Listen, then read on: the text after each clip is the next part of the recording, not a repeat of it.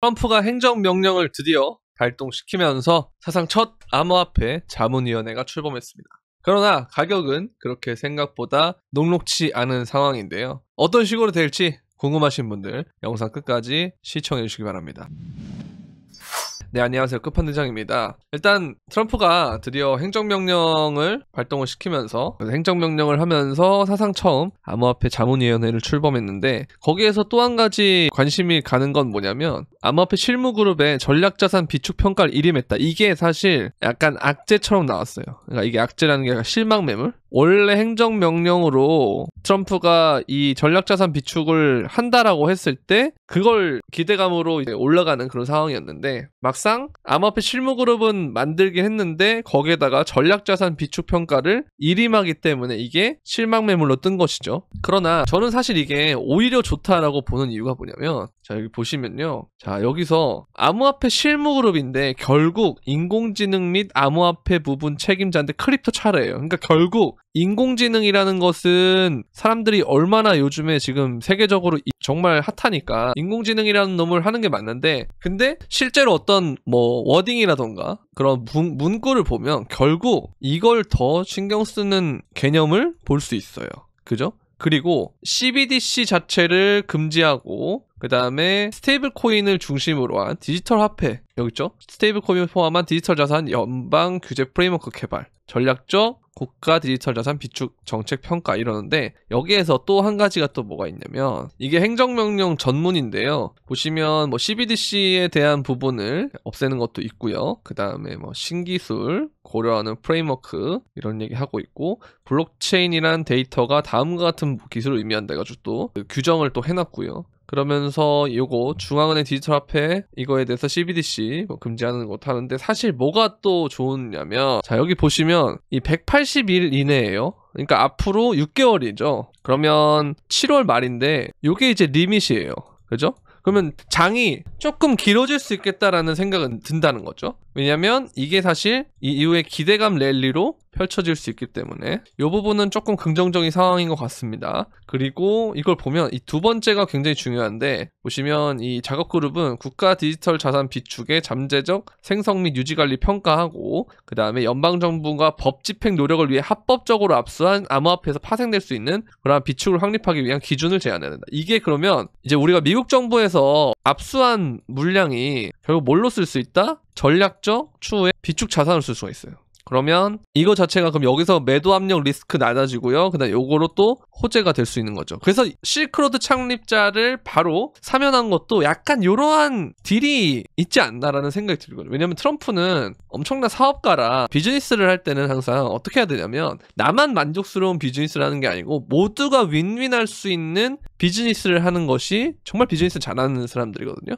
그렇죠. 상대를 기분 나쁘게 하지 않고 만족감을 주면서 내가 더 이득을 가져올 수 있으면 정말 그게 비즈니스를 잘하는 사람인데, 실크로드 창립자가 거의 무슨 진짜 뭐 100몇십 년형인가요? 아무튼 엄청난 거의 뭐 진짜 말도 안 되는 징역형을 받아놓고 감옥에 이제 있던 상황이었는데 얘를 사면을 시킨 거죠. 그러면서 걔한테 압수한 물량을 전략적 비축 자산으로 만들어 버리면 되게 윈윈인 거예요. 그러니까 약간 이런 걸 노리고 있지 않나라는 생각이 좀 들고, 결국은 이게 되는 건데 앞으로 미국이 할 건데, 문제는 뭐냐, 지금 당장 안에서 실망 매물이 나오는 거예요. 자, 근데 이게 우리가 뭐랑 닮았느냐, 자, 보시면 지금 비트코인 가격 자체도 이렇게 빠지고 있는데, 우리 예전에도 이런 일이 있었어요. 자, 보시면 이렇게 제가 멤버십에 정리를 했었던 내용인데, 이거는 어쨌든 좀 중요한 내용이니까 오늘 공개 영상에서도 좀 풀도록 하겠습니다. 자, 보시면 이 윗꼬리 피레침이 떴을 때가 언제였냐, 이때가 현물 ETF 가짜 뉴스가 나왔을 때예요.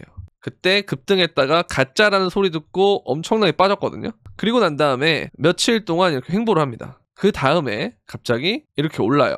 이런 식으로 계속 올라요. 이때 오를 때는 뭐 때문에 올랐다라고 시장에서 떴냐면, 이거 현물 ETF 승인 기대감이다, 이렇게 됐단 말이죠. 그죠? 근데 그래서 막상 그 기대감은 올랐는데 승인이 났어요. 그러니까 한 3주 동안 빠져요. 그죠? 이렇게 조정이 옵니다. 그 다음에 올라갈 때는 또 현물 ETF 때문에 올랐대요. 현물 ETF에서 계속 블랙록이 사서 오른다, 그 뉴스로 계속 올렸다가 여기서 고래가 개미한테 넘기면서 끝나는데, 우리는 그러면 이 180일이라는 시간이 있다면 요 기대감 동안 기대감 랠리를 할 수 있고, 180일 동안, 그러니까 180일까지고요 맥시멈이. 180일 이전에 뭐 전략 비축을 할 거다라고 딱 결론이 나면은, 어떤 식으로 할 거다까지 결론이 나면 그 순간부터 요 현물 이더승인과 똑같은 영향을 주겠죠. 그 다음에 이 개미를 털고 마지막에 올리면, 이때 털린 개미들이 이제는 안 털리겠어 하면서 존버 계속 하거든요. 이때도 존버하고요. 그러다가 시장이 이렇게 죽는 거죠. 그러면 우리는 지금 이 시점에 있다라고 생각하시면 좋을 것 같아요. 이 시점에 우리는 있고, 여기서 좀 뭐 눌리든 뭐 횡보하든 뭐 지랄 발광을 하든 그런 과정들이 있겠죠. 어쨌든 박스권을 유지하되 그 과정이 끝난 다음에는 뭐 때문인지 모르겠는데 계속 오르다가 어느 순간부터 현물 ETF가 승인되려고 하나 보다, 그런 내러티브가 돌듯이 비트코인 전략 비축 곧 하려나 보다, 그런 내러티브가 돌 거예요. 그러다가 내러티브가 끝날 때가 언제냐? 승인이 날 때예요. 그러면 그 이슈만 보고 들어온 외부의 투자자들 혹은 코인판에 있던 사람들 중에서 더 돈을 넣고 싶어하는 사람들이 우르르 몰려올 때 여기다 물량을 일부 던져놓고 조정을 시킵니다. 2주가 됐든 3주가 됐든 조정을 시키고, 그 다음 마지막 랠리를 가면서 끝나는 이런 그림이 나올 수도 있어요. 그러니까 이거를 우리가 잘 기억하시면 좋을 것 같아요. 그래서 지금은 당장은 이 실망 매물이 어디까지 빠질지를 정확하게 예측하기 어렵고, 그 다음에 12시가 되면은 그 일본의 금리 결정이 있거든요. 그래서 거기에 대한 부분도 있기 때문에 여기서 지지부진한 과정들을 겪을 수는 있는데, 그 다음에 얘가 돌파하면서 신고점을 다시 찍고 하는 그런 과정이 될 때는 아마 뭐 때문에 오르지 했다가 더 오르면 오를수록 무슨 얘기가 나올 거냐면, 전략 비축 승인에 대한 기대감으로 올랐다, 뭐 이런 식으로 언론에서 얘기할 거거든요. 그러니까 그 랠리가 진행될 때 그게 실제로 오피셜이 뜨면은, 전략 비축한다 오피셜이 뜨면, 그때는 현물 ETF처럼 소문에 사고 이슈에 팔라라는 것처럼 이슈에 파는 그런 과정들이 나오게 될 거고, 그때 조정이 어느 정도 끝나면 그 다음부터는 마지막 랠리를 시작하지 않을까. 그러면 얘가 지금 맥시멈 7월이니까 조정이 뭐 한 3주 나오고, 그 다음에 랠리를 한 시간을 보면은, 자 보시면 이때가 이제 1월 중순이거든요. 1월 중순부터 3월까지 갔으니까 한 달 반이에요, 그죠? 그러면 9월 정도쯤에 장이 끝날 수 있어요. 이대로 똑같이 간다면. 근데 그게 아니고 만약에 이 상황을 생각보다 빠르게 뭐 한 3월 정도에 이 전략 비축이 승인이 난다. 그렇죠? 그러면 뭐 한 5월이나 이때쯤 끝날 수도 있겠죠, 장이. 5월이나 뭐 6월 정도. 그러니까 이런 거는 상황에 따라서 유기적으로 바뀌지만 이 전체적인 플로우는 기억을 하시면 좋기 때문에 이 말씀을 제가 드리는 겁니다. 그래서 너무 멘탈 나가지 마시라라는 의미로 말씀을 드리는 거고요. 그러니까 세상이 지금 바뀌고 있어요. 지금 여러분들만 모르는 거예요. 바뀌고 있어요. 엄청나게 바뀌고 있습니다. 그래서 보세요. SEC는 또 반화폐 규제지 CB11을 공식적으로 폐지합니다. 크립토에 걸림돌이 되는 걸 다 없애고 있어요. 그죠? 다 없애고 있어요. 그리고 미국 암호화폐 실무그룹 수장 데이비드 삭스죠. 이 사람이 암호화폐 규제 프레임워크 개발을 예정하고 있다.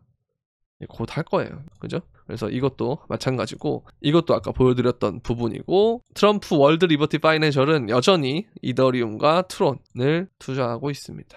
그리고 보시면 지난 4일 동안 이더리움, 비트코인, 트론, 에이브, 체인링크, ENA까지 6개 토큰에 총 1억 8,100만 달러를 투자했다. 이 행동을 보셔야 됩니다. 당장 뭐 말로 한다, 뭐 안 할 거다 이거 말고 행동을 보셔야 돼요. 지금 이들의 행동이 어떤지 그거를 보시면 좋을 것 같다. 그래서 당장은 업비트를 보면은 파란불이 뜨고 막 처참해 보이잖아요. 근데 이 기간들이 끝나면 결국은 이 시점들이 오고, 요때 그래서 비트가 오를 때 알트가 안 올랐냐 하면 또 그렇지도 않아요. 보면 10월 말부터 1월 11일까지 도미넌스를 좀 보면은, 여기 보시면 10월 말부터 1월이면은 여기입니다. 그죠? 그래서 이런 식으로 가는 과정에서 어떻게 됐냐? 토탈 3를 보면은 2023년 10월부터 1월까지 이렇게 올랐어요.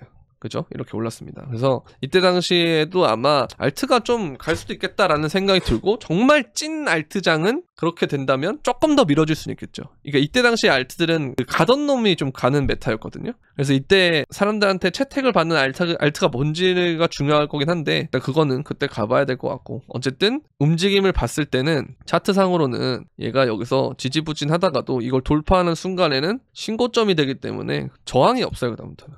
그래서 이때가 뚫을 때가 되면은 아마 알트장 같은 게 좀 오지 않을까라는 생각을 하고 있고, 정말 찐 알트장은 진짜 이렇게 되면 2017년처럼 혹은 뭐 2021년처럼 좀 늦게 나올 수도 있고요. 아니면 2021년 때처럼 부처빔 전에 있죠. 부처빔 전에 우리가 2월부터 5월까지 알트장 나왔고 그 다음에 9월부터 11월까지 알트장 나온 것처럼 두 번에 끊어져서 나올 수도 있고요. 그죠? 그래서 이런 것들 우리가 좀 생각해 볼 필요가 있는데, 일단 뭐가 됐든 간에 결국 우리는 이 기대감 랠리를 할 수 있다라는 거 알고, 그 다음에 이슈에 팔아야 된다라는 거 알고, 그 다음에 조정을 준 다음에 다시 조정, 그 다음에 피날레, 이런 과정이 있다는 것만 우리가 좀 알고 있으면 좀 대응하기 편하지 않을까라는 생각을 합니다. 그래서 이 부분은 정말 중요하다라고 말씀을 드리고 싶고, 자, 그리고 이제 이걸 보면 저도 이거 요번에 처음 봤는데 되게 그럴듯해서 가져왔거든요. 보시면 이 이동평균선이 이렇게 있는데 이게 지난 상승장 고점과 맞닿을 때가 되면 고점이 되더라. 이 시점이 되면 사이클이 끝나더라. 이 시점이 되면 사이클이 끝나더라. 그럼 얘가 이 지점쯤에 닿아야 되잖아요. 그럼 점점 이 속도로 가면은 이렇게 가다가 끝나는 것이고, 이러면 연말 불장이 되는 거고, 얘가 여기서 이제 가파르게 오르면 이동평균선도 보면 이런 식으로 굴곡이 빨라지는 구간이 생깁니다. 그럼 얘가 이렇게 하면서 이런 식으로 갈 수도 있겠죠.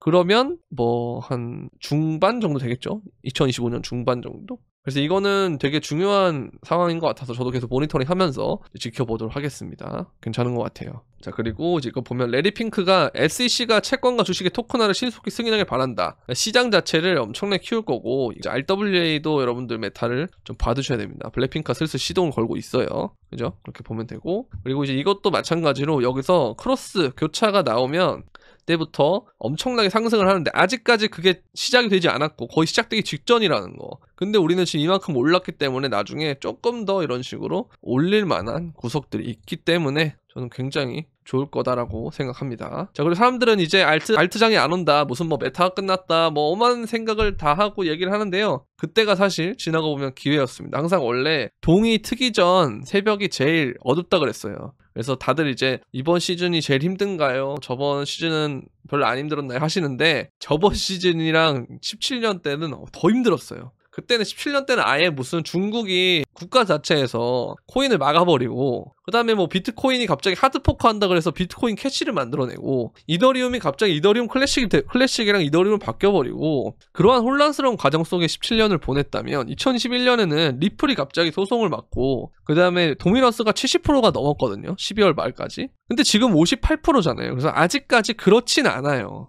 근데 우리가 중간중간마다 비트는 생각보다 덜 떨어지는데 알트가 더 많이 떨어지는 거를 겪으니까 지치는 건데, 사실 지난 사이클 얘기를 계속하는 이유가 그런 거예요. 우리가 진짜 사이클 안에서 지금 위치는 대충 어디에 있구나 정도만 알아도 훨씬 더 이거를 견뎌내기에 유리하단 말이에요. 그래서 제가 계속 원칙 얘기하고, 아직 알트장이 올 것 같으면서도 좀 우물쭈물하는 장세기 때문에 비트코인 그리고 현금 비중이 있어야 된다라는 얘기를 계속 하는 거고요. 그래서 이런 식으로 시간을 보내다 보면 어느 순간 되면 갑자기 시작되는 게 알트장이기 때문에 그냥 천천히 알트 모아가시면 된다. 근데 그 천천히가 여러분들 너무 빨라요. 그죠? 그러니까 자꾸 조급해지는 거거든요. 더 천천히, 더 천천히 그렇게 해주시면 될 것 같습니다. 그래서 지금 이런 상황에서 비트가 좀 지지부진할 수는 있는데, 보면은 결국 이렇게 떨어지다가도 반등을 줘서 이 몸통이 7일선에 안착을 시켜요. 근데 물론 뭐 오늘 얘가 질질 새면서 이 7일선 밑으로 마감이 되면 종가에서 그럼 또 며칠 좀 더 셀 수도 있겠죠, 주말 동안. 근데 이런 과정들이 끝난 다음에 이 박스권이 어쨌든 유지가 되는 선에서 된다면 결국 나중에는 여기에 모아놨던 힘을 바탕으로 위로 올릴 때 훨씬 더 강력한 움직임을 보낼 수가 있기 때문에 이걸 가지고 여러분들 너무 걱정하실 필요는 없다라고 생각을 합니다. 다만 몰빵 같은 건 하면 안 되겠죠. 현금 비중이 아예 없고 막 그러니까 더 조급해지고 그러는 거거든요. 현금 비중 갖고 있고 비트코인도 갖고 있고, 그러면 얘가 도미넌스가 오르면 비트가 좀 덜 떨어지고 방어하니까 그래서 그걸로 버티고, 좀 떨어질 때 되면은 알트 어차피 천천히 모으면 되니까 그걸로 이제 대응하고 그냥 계속 그렇게 가면 된다는 거예요. 이제는 장투할 때가 아니기 때문에.